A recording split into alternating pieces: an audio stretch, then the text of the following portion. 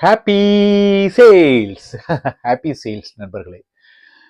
சேல்ஸ்மேனாக இருக்கும்போது நாம் வீட்டில் சில விஷயங்களை தயார் பண்ண வேண்டியிருக்கும்.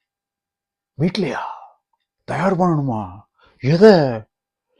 அப்படிலாம் இல்லை. நாம் நம்மளை தயார் பண்ண போகிறோம்.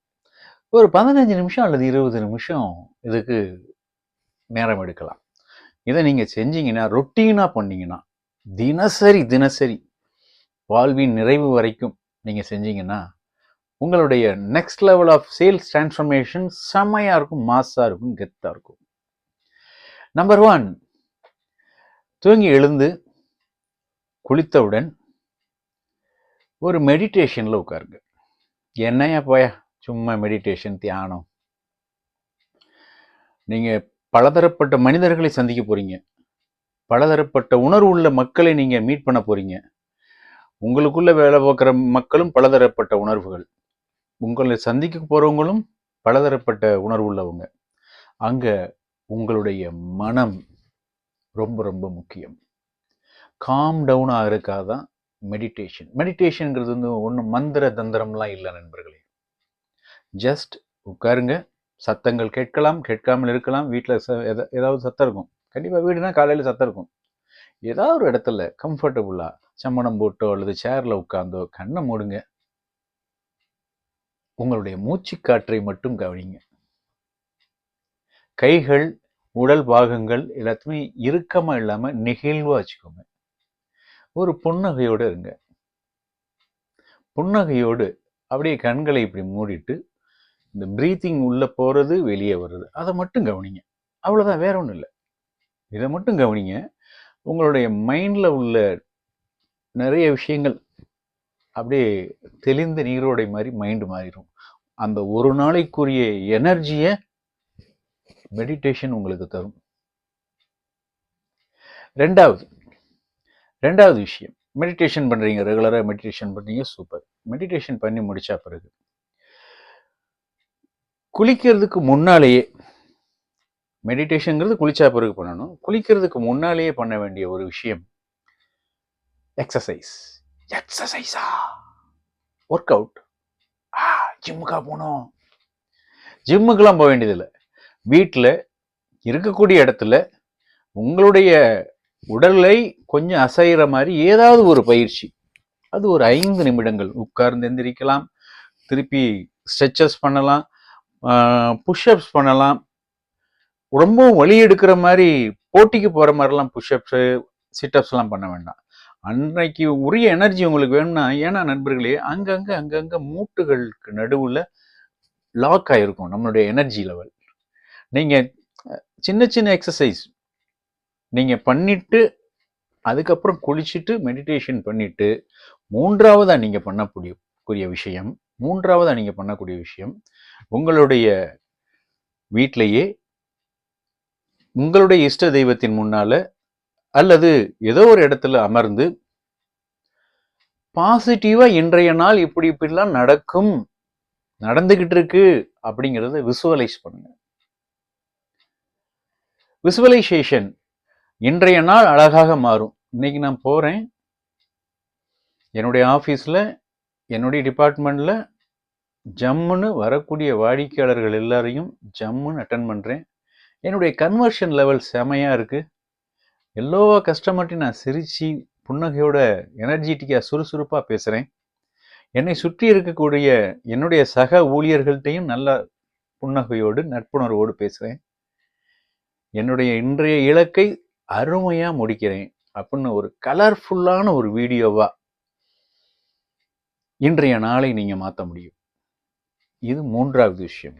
விசுவலைசேஷன் வந்து ஒரு முக்கியமான ஒரு tool, one and only tool அப்படி கூட சொல்லலாம் லைஃபுக்கு. அதுவும் நம்மளை மாதிரி சேல்ஸில் இருக்கிறவங்களுக்கு one and only tool visualisation. இந்த 3 பயிற்சிகள். 1, ஒர்க் அவுட். காலையில் இருந்து கொஞ்சம் அந்த ஒர்க் அவுட்லாம் பண்ணி முடிச்சுட்டு குளிச்சுட்டு மெடிடேஷனில் உட்கார்றீங்க. மெடிடேஷன் முடிச்சுட்டு அதுக்கப்புறம் விசுவலைசேஷன் ஆரம்பிங்க. மெடிடேஷனும் விசுவலைசேஷனும் சேர்ந்து சிலர் பண்ணுவாங்க. அது பண்ண முடியும். மூச்சு காற்றையும் கவனிக்கணும், இனிமேல் வரக்கூடிய இன்றைய நாள் எப்படிலாம் இருக்கும் அதையும் சேர்த்தும் பண்ணலாம். சரியா? ஆனால் முயற்சி பண்ணுங்க, ட்ரை பண்ணுங்க. அது கூட நம்ம மெடிடேஷன் விசுவலைசேஷனுக்குரிய வீடியோஸ் வந்து நம்மளுடைய இன்னொரு சேனல்ல இருக்கு. ஆல்ஃபா சின்னராஜா ஆல்ஃபா மெடிடேஷன் அப்படின்னு போட்டிங்கன்னா வரும். Alpha Chinnaraja alpha meditation. Visualisation அதே மாதிரி தான். ஆல்ஃபா சின்னராஜா ஆல்ஃபா விசுவலைசேஷன் அப்படின்னு டைப் பண்ணிங்கன்னா ரெண்டுமே யூடியூப்ல உங்களுக்கு கிடைக்கும். ஓகே, 3வது விஷயம் நம்ம சொல்லியாச்சு. 4வது விஷயம், சேல்ஸ்மேன் நிறைய பேர் செய்யாத விஷயத்தை நீங்க செய்ய போறீங்க. உண்மையா மனச்சாட்சிக்கு பொதுவாக கேட்குறேன், தினமும் காலையில் நீங்க சாப்பிட்றீங்களா? தினமும் காலையில் வீட்டில் என்ன இருக்கோ அதை சாப்பிட்டுட்டு ஃபீல்டுக்கு போங்க, ஷோரூமுக்கு போங்க. தன்னைத்தானே நேசிக்காதவன் பிறரை நேசிப்பானா?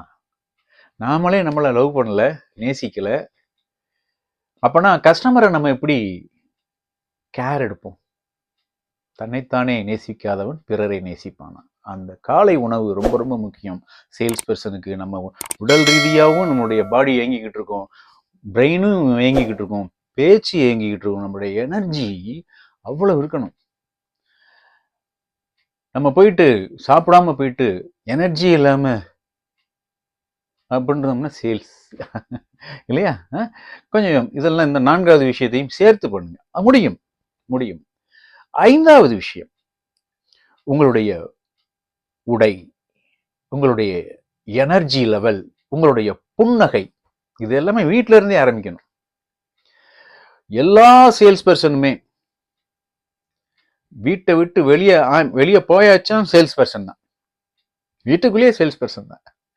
நம்மளுடைய உடை கரெக்டாக இருக்கா? நம்மளுடைய ட்ரெஸ்ஸிங் சென்ஸ் கரெக்டாக இருக்கா? நீட்டாக இருக்கிறோமா? நம்மளுடைய புன்னகை கரெக்டான அளவில் இருக்கா? எப்பயுமே இருக்கணும் புன்னகை, வீட்லையும் இருக்கணும், ஷோரூம்லையும் இருக்கணும் புன்னகை. நம்முடைய எனர்ஜி லெவல், நம்மளுடைய துள்ளலான எனர்ஜி லெவல்.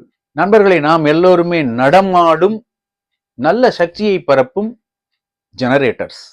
ஒருத்தரும் ஜெனரேட்டர்ஸ்.